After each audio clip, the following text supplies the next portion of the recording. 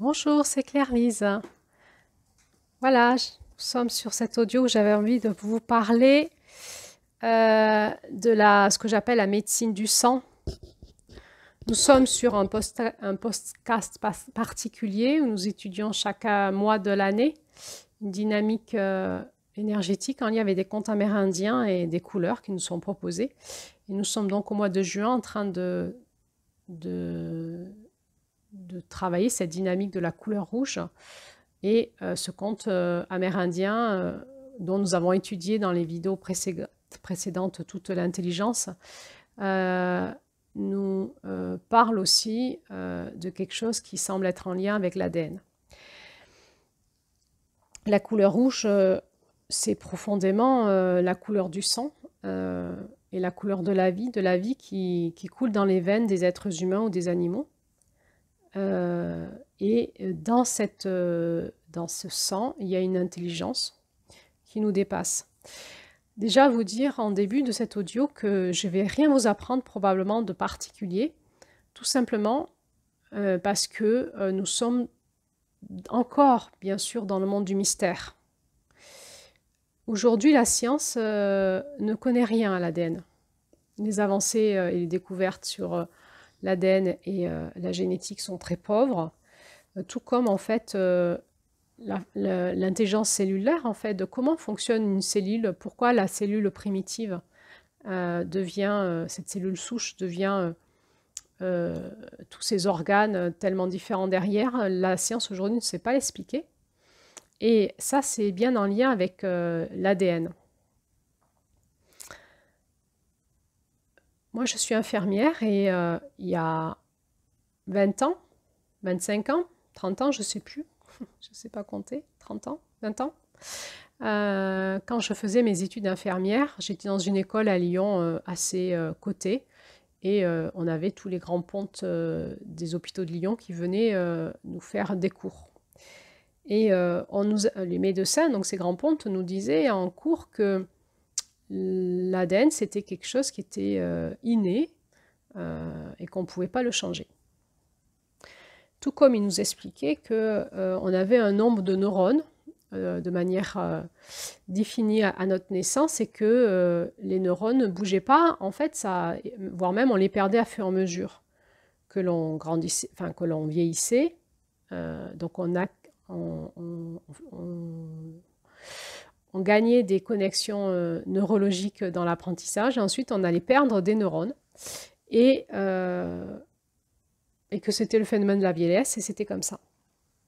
Et en fait, moi j'ai eu cette chance de participer à l'évolution de la science sur ces deux sujets-là en particulier et de le suivre de près parce que j'étais après en service de réanimation en tant qu'infirmière et entre autres en réanimation néonatale où on se posait ces questions éthiques quand on voyait les examens de certains bébés qui avaient eu des hémorragies cérébrales ou qui étaient nés beaucoup trop tôt, avec des cerveaux qui n'étaient pas encore assez développés, se poser la question de est-ce qu'on continuait à essayer de sauver leur vie ou est-ce qu'on arrêtait les traitements parce que est-ce qu'on allait en faire des légumes en fait?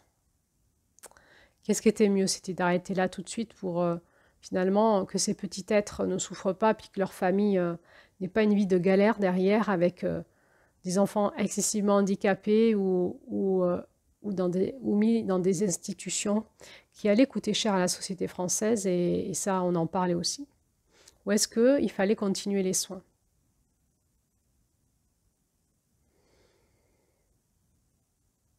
Et puis au début les anciens étaient assez radicaux. Quand ils voyaient l'IRM d'un cerveau comme un gruyère, ils disaient bon, on arrête les soins, l'enfant là il va être très handicapé.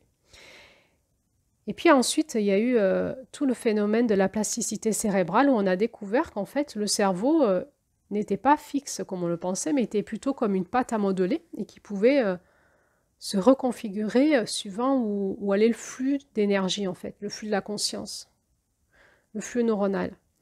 Et puis on a eu le cas d'un enfant dont les parents n'ont pas voulu l'arrêt des soins et qui était très mal en point. Donc les médecins étaient très contrariés parce que c'était contre leur éthique médicale de soigner un enfant aussi abîmé. Et puis, il s'est avéré que il a pu sortir de réanimation. On ne savait pas trop dans quel état il allait être par la suite, au vu de l'état de son cerveau. Et puis, il était suivi, les enfants sont suivis régulièrement par les professeurs de nos services. Et cet enfant en particulier, 6 ans après, il était tout à fait normal. Et il avait un cerveau tout à fait normal. Et donc, pour nos grands pontes, c'était un cas d'étude incompréhensible. Et petit à petit est arrivée la notion de plasticité cérébrale, donc une découverte scientifique. Et ces grands pontes qui avaient une idée très arrêtée des choses ont commencé à remettre en question, à se poser des questions. Et il y avait ce grand malaise éthique quand on avait des enfants très mal en point. Est-ce qu'on arrête les soins ou est-ce qu'on mise sur le fait qu'il pourrait y avoir une plasticité cérébrale et donc une forme de vie normale derrière? Ça, c'est des choses qui m'ont beaucoup impactée quand j'étais infirmière parce que c'était très dur, ces réunions d'éthique, ces décisions qu'on prenait, de vie ou de mort, sur des choses qu'on ne maîtrisait pas finalement.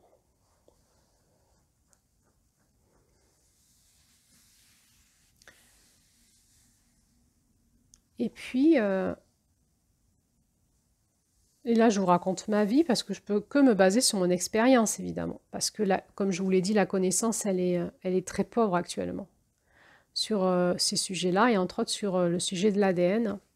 Moi, j'ai une maladie importante qui m'a beaucoup invalidée et qui m'a amenée quand même dans un état de très grande souffrance physique, psychologique, émotionnelle, avec la médecine conventionnelle qui me disait au bout de 15 ans de quête, d'examen, qui me disait qu'elle ne pouvait rien faire pour moi et qu'à part la morphine, je ne pouvais pas guérir, quoi. Donc il me fallait mettre sous morphine pour calmer mes douleurs et je savais à 30 ans que si on me mettait sous morphine, c'était le déclin pour moi. Et donc je me suis mis en quête en tant qu'infirmière de m'en sortir toute seule. Donc avec les peu de connaissances que j'avais, j'ai un peu tapé à toutes les portes, à essayer de comprendre et je suis donc tombée sur la notion de transgénérationnel et en travaillant sur moi avec des techniques de régression de conscience, eh bien, je suis arrivée à comprendre que nos cellules avaient une mémoire dans notre corps et une mémoire qui était vibratoire et énergétique, où était encodée dedans l'histoire de nos ancêtres. Donc, bien sûr, je me suis intéressée à l'ADN et j'ai découvert qu'à ce moment-là surgissait la notion de l'épigénétique. Donc, c'est en traitant l'histoire de mes ancêtres que moi, je puis me guérir de ma maladie. Ça a été long, fastidieux, c'était pas simple. Mais aujourd'hui, c'est de cet espace-là dont j'ai envie de vous parler. C'est de rentrer un peu plus profondément dans ce mystère du sang que nous ne connaissons pas finalement. Alors, il y a peut-être plusieurs niveaux d'écoute. Je vais continuer sur ce niveau un petit peu scientifique et après, on ira plus dans le niveau un peu spirituel. Au niveau scientifique, qu'est-ce qu'on sait aujourd'hui? On sait par l'épigénétique que nos gènes, on n'en connaît que 1% de leur fonctionnement et que 99%, on ne sait pas comment ils fonctionnent.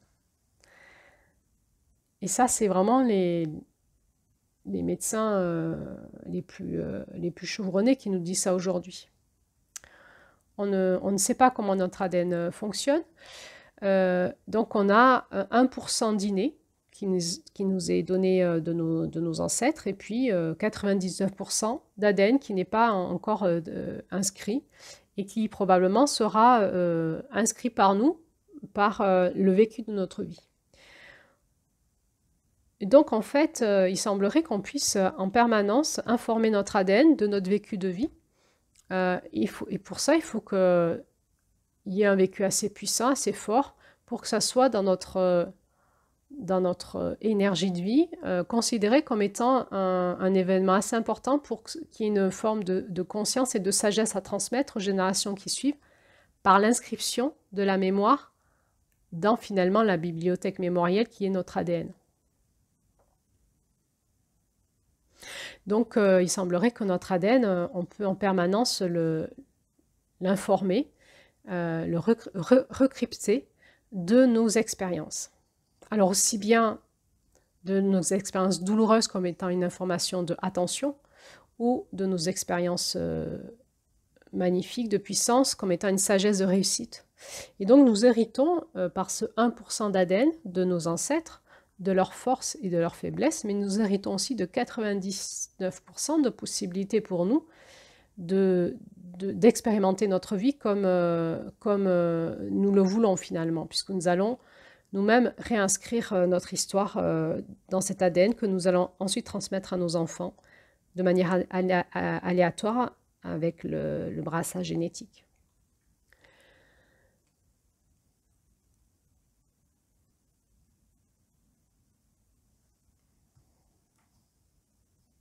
Alors, qu'est-ce que nous dit l'épigénétique? Elle nous dit plusieurs choses. C'est une avancée de ces 20 dernières années, c'est assez récent l'épigénétique, ça fait une dizaine d'années qu'on en parle franchement. Et elle a ouvert le débat entre cet inné et cet acquis. Pourquoi on l'appelle l'épigénétique? Ça veut dire par-dessus la génétique classique. La génétique classique, c'est quoi? C'est le système qui pense l'ADN comme étant le programme de toute notre vie et qui définirait tout ce que nous faisons. Et finalement, l'épigénétique, elle nous dit non, en fait, on a une possibilité de moduler l'expression de nos gènes par nos comportements et qu'on peut activer ou éteindre une partie de notre génome. Donc, ça, c'est sur les 1% de l'acquis à la naissance, mais après, on va inscrire et crypter, on va dire, une partie des 99% par rapport à l'expérience de notre vie.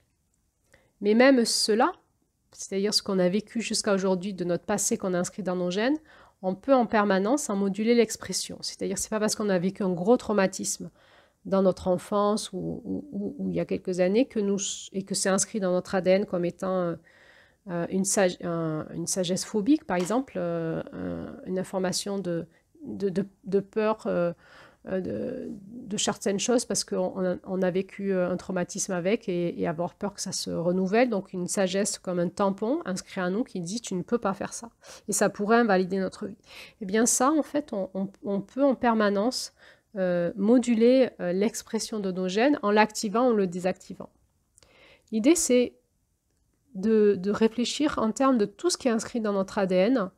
Nous pouvons l'activer ou le désactiver comme on veut en fait. C'est comme si notre ADN c'était comme un téléphone portable avec plusieurs applications possibles et nous choisissons quelle application nous voulons faire. Est-ce qu'on veut faire appareil photo? Est-ce qu'on veut faire téléphone? Est-ce qu'on veut faire film? Est-ce qu'on veut faire enregistrement audio? Est-ce qu'on veut aller sur WhatsApp, sur Internet ou voir nos mails? Mais nous savons que nous ne pouvons pas ouvrir plusieurs applications en même temps sur notre téléphone. Eh bien, nos gènes, c'est pareil. Nous avons une infinité de possibilités dans nos gènes, dans cette mémoire inscrite en nous. Et dans cette infinité de possibilités, nous pouvons choisir à tout moment qu'est-ce que nous activons comme possibilité ou qu'est-ce que nous désactivons comme mémoire de blessure en fonction de ce que nous avons besoin. Ça veut dire qu'on a une infinité de possibilités, de ressources et de sagesse, de potentiel à activer en nous ou à réinformer dans une, on va dire on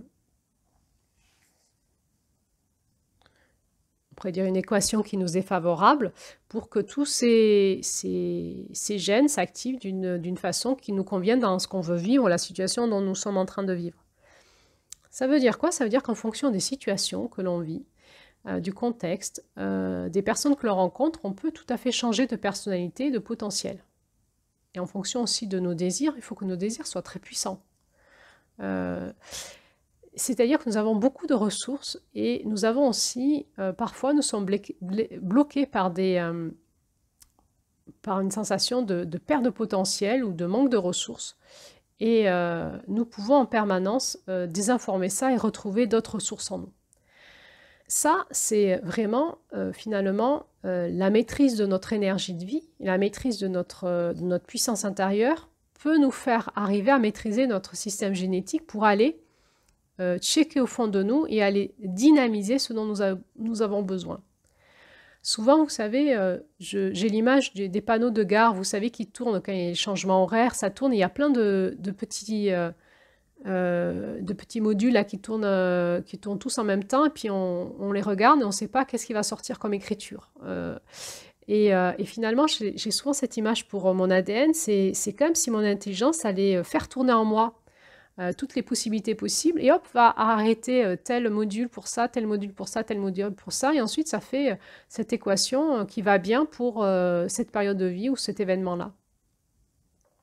Mais comment on fait du coup pour arriver à faire ça? Pour arriver à dynamiser notre potentiel intérieur et à redynamiser, à éteindre ce qui ne nous convient pas, à allumer ce qui nous convient, et puis aussi à acquérir de nouvelles finalement sagesses à réinscrire dans notre ADN.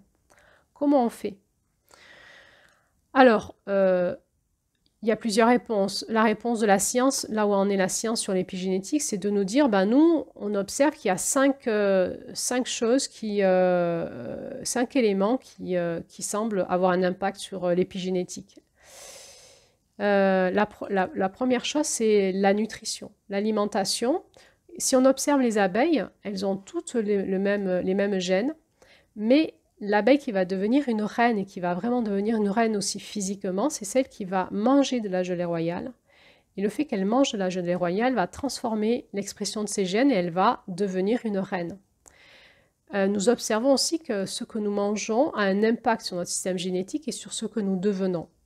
Alors, on peut le voir sur la nourriture physique, mais aussi sur la nourriture émotionnelle, psychologique, spirituelle, philosophique, etc. Ce dont nous nous nourrissons, s'il y a assez de puissance, on va dire, énergétique, va impacter nos gènes et va nous transformer. Ensuite, la science dit qu'il y a un autre élément, c'est l'exercice physique. On observe que les gens qui sont sportifs ou qui ont un exercice physique arrivent à redynamiser du potentiel là où d'autres resteront en dépression, par exemple. On sait que l'exercice physique fait du bien, nous redynamise. Nous, on peut dire, quand on observe l'énergie, que ça redynamise notre système énergétique. On sait aussi que par exemple, nos points d'acupuncture, nos méridiens, si on regarde avec l'œil de la médecine chinoise, correspondent à des potentiels qu'on a en nous, et qu'il semblerait qu'il y ait un lien entre l'énergie qui circule en nous et la redynamisation de nos potentiels intérieurs. Un autre élément dont parle la science, c'est le management du stress. Les personnes qui arrivent à gérer leur stress d'une façon saine vont redynamiser des ressources en elles que les personnes qui sont hyper stressées n'auront pas. Elles n'auront pas ce potentiel-là. Donc c'est vrai qu'on préconise la gestion du stress avec tout un tas de pratiques et de techniques.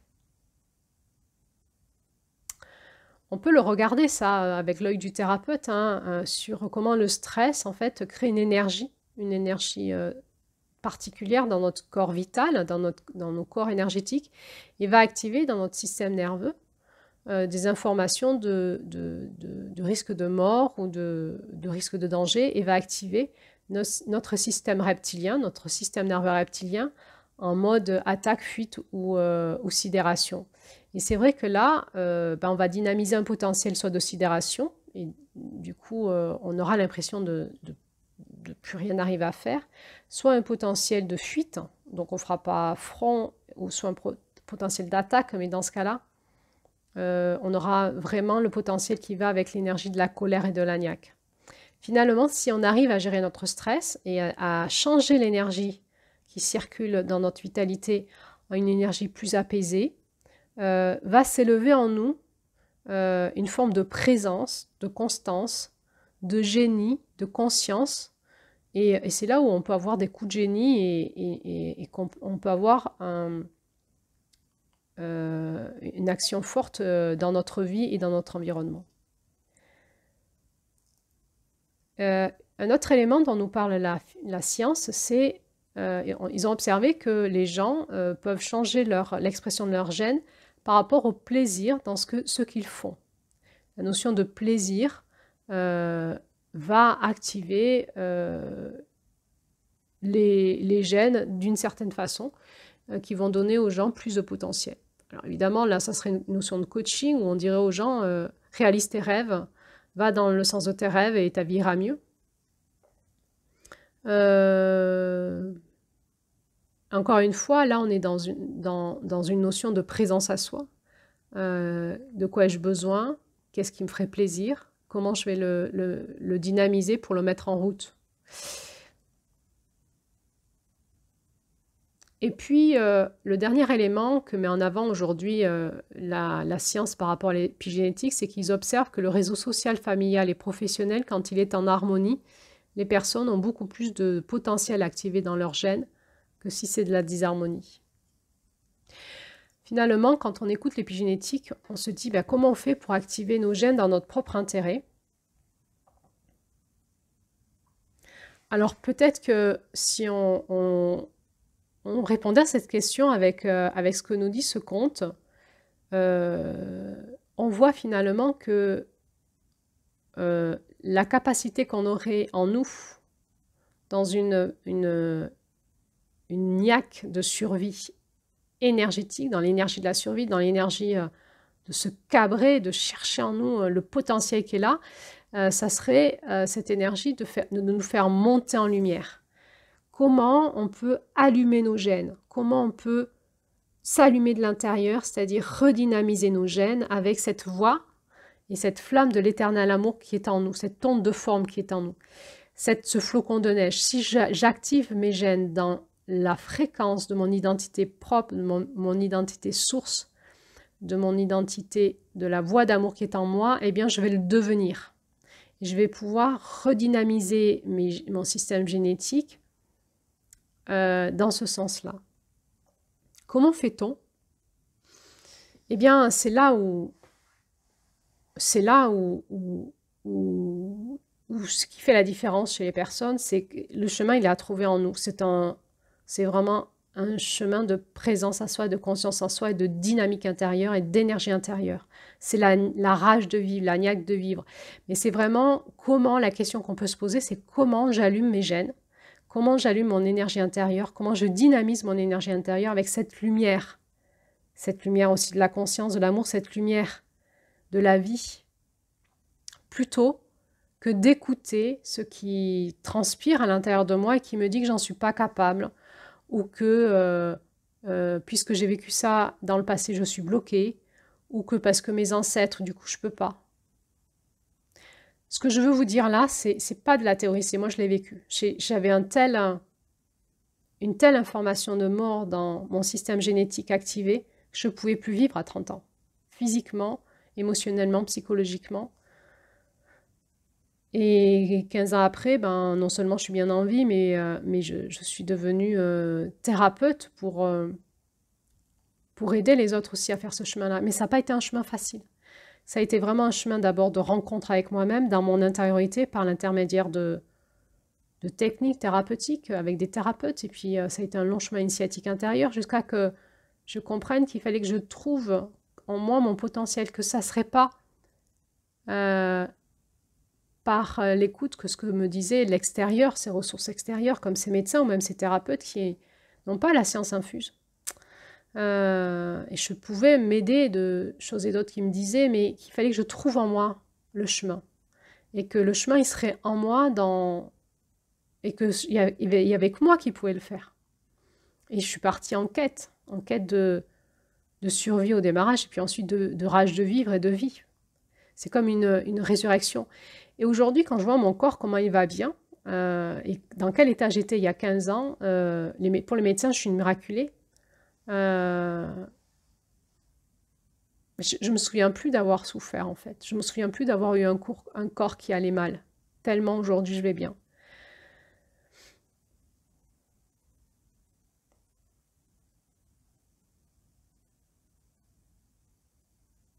Alors évidemment, il me reste des vulnérabilités dans mon corps à travailler. entre autres mon système nerveux qui est quand même assez sensible. Et ça m'a fait repartir en quête sur l'ADN plus loin. Comment fonctionne notre ADN?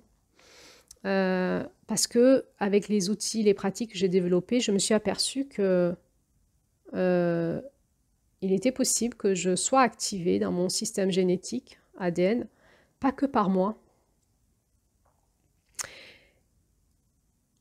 Et c'est là où on peut aussi avoir un regard finalement avec la physique quantique, un autre regard sur l'ADN. C'est peut-être, alors probablement que avec ce qu'on connaît aujourd'hui, encore une fois, parce qu'on ne connaît pas grand-chose, mais c'est 1% d'ADN, c'est infime par rapport aux 99 autres. Mais si j'ai pas pu réinscrire dans les 99% autres quelque chose qui me dynamise moi, avec mon identité propre, eh bien, je suis toujours activée par ces 1% ancestral.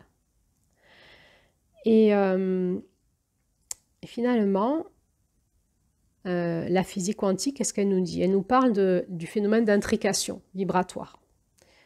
C'est quoi ce phénomène d'intrication vibratoire? Elle nous dit que deux particules issues d'une même identité vibratoire, donc qui vibreraient la même identité vibratoire, si on les met dans des laboratoires très éloignés l'une de l'autre, à l'autre bout de la planète, si on change l'identité vibratoire d'une des particules, instantanément à l'autre bout de la planète, l'autre particule change aussi d'identité pareillement. Et on appelle ça le phénomène de l'intrication quantique. Quand on observe l'ADN, l'ADN qu'on reçoit de nos ancêtres, finalement c'est comme un saut d'une partie de leur fréquence. On n'a pas tout leur ADN. C'est comme un saut d'une fréquence qui est la leur. Et pour finir, dont ils sont porteurs aussi, dans leur âme, là où ils sont. Et moi, j'aimais cette hypothèse qu'il y a une intelligence dans l'ADN qui nous relie au cosmos. Cette équipe familiale, cette équipe de sang, tout d'un coup, je la vois comme étant une unité familiale avec des partenaires qui sont dans le cosmos. Et on avait vu que dans le cosmos, il y a des fréquences qui sont différentes. Et on avait vu au mois d'avril, hein, je vous avais fait un audio sur qu'est-ce qui se passe quand on meurt, par exemple. Qu'il y a différentes fréquences, différents caps à passer, et puis qu'il y a des hautes fréquences de lumière, des hautes fréquences d'amour, et puis d'autres moins. Mais moi, j'aime bien l'idée qu'une famille de sang, c'est une équipe qui a un challenge, c'est de se faire monter en intelligence dans la conscience de l'humanité par l'expérience qu'elles ont et la réinformation de la sagesse dans l'ADN. C'est-à-dire que si moi, j'arrive à réinformer et à réactiver mon ADN par mon onde de source, ma sagesse primordiale et par mes expérimentations dans la matière, je vais pouvoir imprégner, redynamiser aussi l'ADN ancestral et réorienter l'âme de mes ancêtres vers un espace qui correspond à ce que j'ai réalisé. Ou si je descends en fréquence vibratoire et que j'impacte mon ADN d'expériences très négatives, je peux aussi les faire chuter par rapport à cette intrication quantique. C'est-à-dire que tout ce que je vais inscrire ou réinscrire dans mon ADN ou réactiver, automatiquement, la part qu'ils ont en commun avec moi va les dynamiser dans le même sens. Et eux, c'est pareil. Suivant ce qu'ils vivent dans le cosmos, soit ils réinforment leur âme de nouvelles compétences, connaissances, d'amour ou je ne sais pas de quoi, de ce qu'ils vivent. Et automatiquement, moi, ça va me réactiver dans un nouveau potentiel, une nouvelle intelligence liée à une intelligence cosmique. Soit au contraire, ils sont dans des zones en basse fréquence. Et moi, ça va me faire chuter dans ma dynamique. Et je vais devoir trouver comment contrebalancer avec ma lumière propre toute cette énergie ancestrale qui m'arrive par le biais de mes gènes pour réinformer ça en vie, amour, potentiel, etc. Alors, ça peut faire de la dualité entre mes ancêtres et moi. Je peux vivre à des moments des ancêtres qui me bloquent dans ma vie parce qu'ils ne veulent pas que je les réactive dans un sens. Et ça, on le voit dans les soins vibratoires, ce qu'on appelle le syndrome du gisant. On voit des gisants qui mettent sous emprise. C'est-à-dire un gisant, c'est une personne de ma famille qui est morte, mais qui a une emprise sur moi, ou qui me font aller dans un certain sens parce que ça les intéresse de récupérer ce potentiel, ou qui ne veulent pas que moi je récupère un certain potentiel dans un certain sens parce que ça les ferait aller dans un sens qui eux veulent pas. Évidemment, tout le système de dualité, c'est un système d'ego, d'abus de pouvoir, de confrontation. Mais on peut aussi imaginer cette équipe ancestrale, cosmique, comme étant à un certain niveau une autre dynamique, une dynamique d'entraide. C'est-à-dire que chacun, là où il est, avec l'expérience qu'il fait, peut enrichir l'équipe d'une nouvelle sagesse, nouvelle expérience, nouvelle compétence, et pourrait, par l'intermédiaire de notre ADN, faire monter l'humanité en intelligence. Alors, peut-être que finalement, cette couleur rouge nous invite aussi à prendre conscience de notre responsabilité qu'on a dans notre place familiale. Parce qu'évidemment, j'ai mes enfants qui ont une partie de mon ADN, je peux avoir des neveux et nièces avec qui je vibre aussi, je peux avoir des oncles et tantes, des cousins, cousines, des grands-parents, des parents, etc. Et finalement, si je prends soin de mon sang, si je prends soin de comment je redynamise par ma puissance intérieure mon système d'ADN, et ben, il est possible que j'ai de l'influence positive sur mes proches et ma famille de sang, et qu'en reprenant cette responsabilité de reprendre ma place finalement cosmique, parce que je suis bien un esprit, une âme qui s'incarne dans un corps, et cet esprit et cette âme, elle a une intelligence qui lui est propre, divine, et en ramenant ça dans le corps et en imprégnant de cette sagesse, comme cette petite luciole où elle a eu cette lumière qui s'est inscrite sur sa queue, en inscrivant cette sagesse dans mon ADN, eh bien, il est possible qu'il y ait vraiment un impact qui se joue chez mes proches, positif, et aussi chez mes ancêtres, là où ils sont.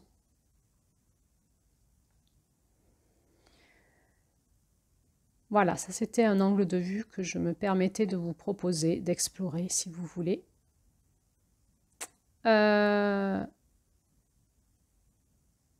Maintenant, je vais vous parler d'une découverte assez récente encore sur le système génétique qu'on appelle le microchimérisme.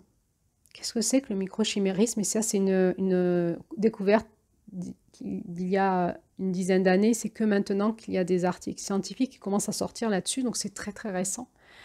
Eh bien, les scientifiques ont découvert que les mamans, elles ont dans leur sang de l'ADN de leur enfant, c'est-à-dire qui n'est pas leur propre ADN, et les enfants ont dans leur sang de l'ADN de leur maman, c'est-à-dire qu'il y aurait un échange entre l'utérus et la première cellule d'ADN, et qu'il n'y a pas de rejet d'ADN, même si c'est pas son ADN.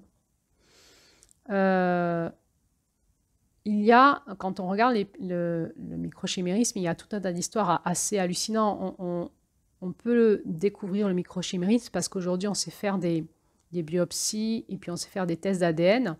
Et on s'aperçoit que sur un organe malade, il peut y avoir tout un tas d'ADN différents et qu'il y a une bonne cohérence dans l'organe, en fait. C'est comme si, en le voyant, c'est comme s'il n'y avait pas de problème. Et il est possible, en fait, que les mamans accumulent des cellules souches de leur enfant qui peut se transformer tout le long de leur vie en potentiel là où elles ont besoin de réparation cellulaire. Mais nous avons aussi l'ADN de notre maman. Et notre maman, elle a dans ses ovaires l'ADN de sa mère aussi. Du coup, on peut retrouver des ADN de nos grands-mères aussi dans nos sangs. Mais c'est pas tout. Le microchimérisme a découvert qu'on pouvait aussi avoir de l'ADN de nos frères et sœurs qui auraient été dans la matrice de notre maman avant nous. Parce qu'il y aurait de l'ADN circulant dans ces espaces-là disponibles et que nous aurions pu nous aussi échanger de l'ADN avec notre maman et du coup aussi prendre de l'ADN des cellules souches de nos frères et sœurs qui nous ont précédés. Ça voudrait dire que dans notre corps, on aurait de l'ADN, pas des petits bouts de 1% d'ADN de nos ancêtres, mais on aurait des bouts, de l'ADN, 100% d'ADN de notre maman, 100% d'ADN parfois de notre grand-mère, 100% d'ADN parfois de nos frères et sœurs. Et on a aussi trouvé dans le sang des mamans de l'ADN de leur mari. Donc on pourrait aussi avoir 100% d'ADN de notre papa. Et ça change la donne. Ça change la donne parce qu'au niveau de l'intrication quantique, c'est total en fait. C'est-à-dire dès que je bouge, ma mère bouge. Ça va aussi parler de la puissance des femmes. Dès qu'une mère bouge, elle fait bouger tous ses enfants. Et la puissance de la lignée des femmes par les ovaires, puisqu'on sait que les ovaires se construisent totalement chez le petit bébé dans le ventre de sa maman, contrairement aux spermatozoïdes qui se construisent tous les 21 jours. Donc nos ovaires, avec lesquels on construit des bébés, ont été totalement mis en forme dans le ventre de notre maman. Donc nos ovaires contiennent totalement l'énergie de la matrice de notre mère et les ovaires qui ont constitué notre mère, celle de notre grand-mère, etc. Donc il y a quelque chose dans l'intelligence du sang et de la conception de la vie, dans ces intelligences cellulaires, ces mémoires cellulaires, qui relie la mémoire des femmes entre elles.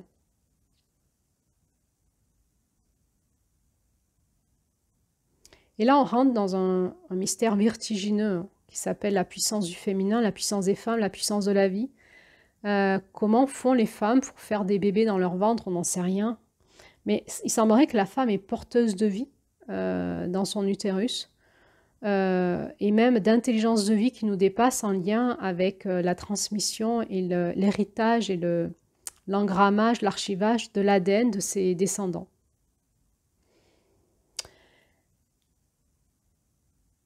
Ça voudrait dire aussi qu'en travaillant sur nous, de type épigénétique, de type nous remettre dans notre potentiel, dans notre joie, dans notre amour, etc., eh bien, ça redynamiserait nos mamans.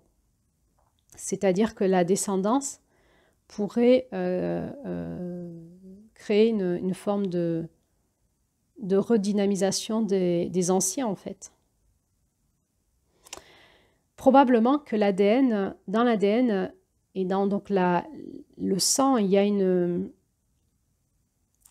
intelligence divine qui est en lien avec l'évolution de l'humanité.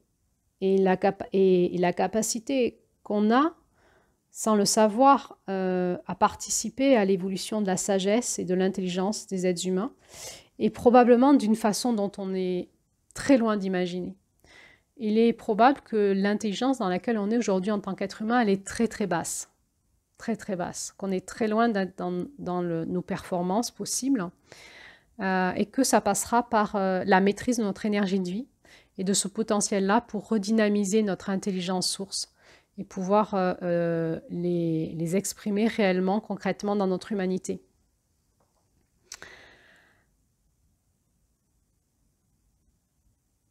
J'avais aussi envie de vous parler d'autre chose, c'est que dans notre ADN, on retrouve des présences d'éléments d'autres planètes, d'éléments qui ne sont pas des éléments qu'on connaît sur Terre. Donc ça pose évidemment la question de d'où vient l'humanité, d'où vient l'être humain, nos origines, et éventuellement notre intrication cosmique, du coup. Notre intrication avec d'autres espaces dans l'univers, par l'intermédiaire aussi de notre ADN, qui est vraiment, finalement, peut-être l'outil qui transmute la vibration en énergie, l'énergie en matière, et qui est comme une antenne de communication avec nos ancêtres déjà, notre famille de sang sur Terre, et puis peut-être avec notre famille planétaire, puisqu'on viendrait tous de parents sources quelque part, et puis peut-être avec nos étoiles sœurs. Peut-être qu'on pourrait aussi considérer qu'on a une famille cosmique en lien avec la mémoire de notre âme et puis la mémoire de notre corps, et puis qu'on serait en lien comme ça en communication directe par l'ADN avec d'autres fréquences qui seraient d'ailleurs. Et là, c'est vraiment vertigineux.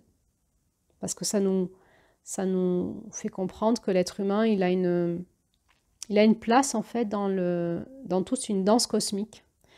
Qui dépasse notre entendement.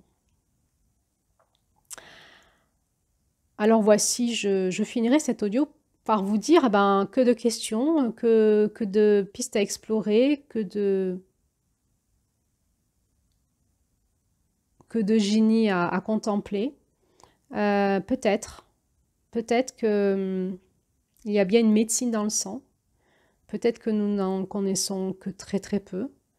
En tout cas, au niveau spirituel, le sang, le symbole du sang est dans toutes les spiritualités, dans tous les rituels. Et on sent qu'il y a une puissance dans le sang de magie blanche ou de magie noire aussi, hein. Il y a des rituels vaudous, par exemple, qui utilisent le sang de poulet, par exemple, pour faire la magie noire. Et ça marche. Bien sûr, dans toutes les religions, il y a la notion de sacrifice sanguin et que le sang doit verser pour un échange de vitalité. Et donc, ça nous parle d'une énergie de vie qu'on est loin d'imaginer ce que ça veut dire, mais pourtant que notre corps et notre être sait utiliser de manière instinctive, inconsciente. Si nous retrouvons la maîtrise de ça et que nous sachons nous redynamiser de l'intérieur, nous réallumer de l'intérieur, retrouver notre énergie de vie, notre lumière intérieure pour devenir qui nous sommes, eh bien, il est possible que comme cette petite luciole va participer sur Terre à l'évolution de son équipe planétaire, mais en lien avec son équipe du cosmos, eh bien, si nous aussi nous savons faire ça, il est possible que nous pourrions basculer vers le mois de juillet, vers finalement cette humanité qui va pouvoir vivre de belles choses ensemble. Et on se rappelle que face à juin, c'est le mois de... Sur la roue hein, qu'on étudie, au mois de juin, c'est le mois de décembre. Et la couleur de décembre, c'est le pourpre. C'est vraiment un rouge royal. Et on voit au compte de décembre un accomplissement de la tribu humaine, avec vraiment une nouvelle humanité et des nouveaux couples, des nouveaux enfants, une nouvelle conscience dans l'humanité. Alors on peut vraiment, si on écoute cet axe nord-sud, hein, cette puissance dans cet axe nord-sud, on peut entendre l'intelligence du sang, la médecine du sang, à la fois dans des choses que l'on comprend et dans des choses qui nous dépassent, mais finalement dans cette question qu'on pourrait se poser tous, quand on sent notre sang circuler dans notre corps, dans ce temple intérieur, ce champ qui est porteur de notre énergie de vie, et qu'est-ce que j'en fais? Comment je prends soin de mon sang? Comment je l'utilise pour dynamiser ma vie et mon équipe, mon équipe de sang, mon équipe ancestrale, mon équipe de famille, mon équipe de descendants et mon équipe cosmique.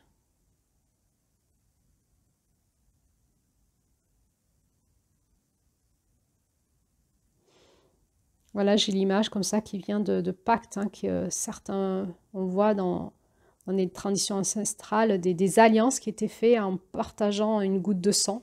C'était un pacte de vie.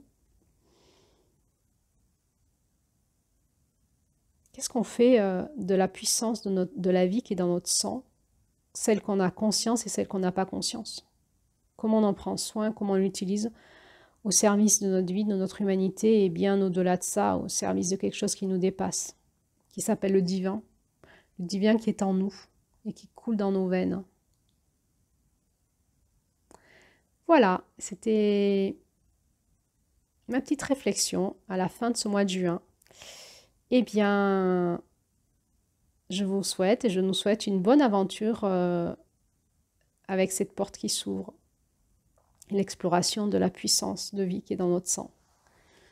Je vous remercie pour votre écoute et à bientôt pour la suite.